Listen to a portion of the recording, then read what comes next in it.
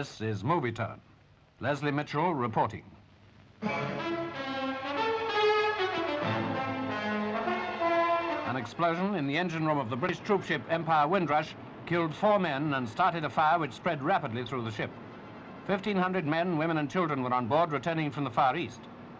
With the flames growing in intensity, the situation could have become a disaster, but there was no panic. Everybody behaved with calm and good humor. It says much for all concerned that the rescue operations were completed without further loss of life. The burning vessel was later taken in tow by a destroyer, but the fire was beyond control. The Empire Windrush went down, completely burnt out. Rescue vessels took the passengers and crew across the 50 miles of water to Algiers, nearest port on the coast. There they received food, clothing and medical attention from the French authorities before embarking on the aircraft carrier Triumph.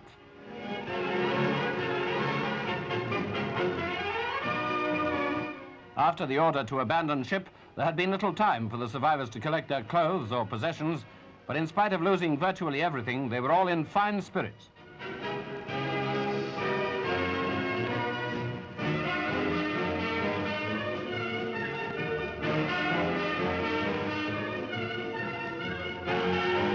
The crew of the Triumph spared no efforts to make them as comfortable as possible during the voyage to Gibraltar, and transport was lined up on the quayside when the carrier arrived at the Rock.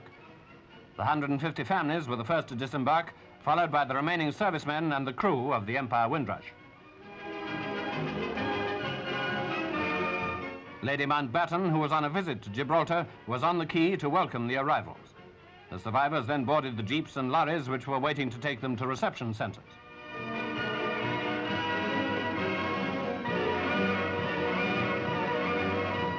An airlift was organized to complete the final stages of the journey home.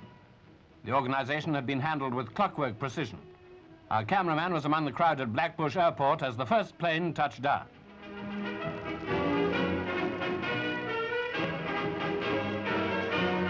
Private Dixon, who comes from Berwick, gave us this account of his experience. I went to the emergency station, waited there till I got the next order, which was to abandon ship.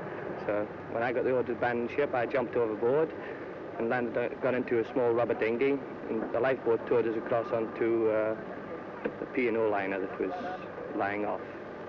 Captain Wilson of the Windrush, the last to leave the ship, gave us his impressions of the rescue. The only thing I wish to say is I was more than pleased with the behavior of everyone on board the ship.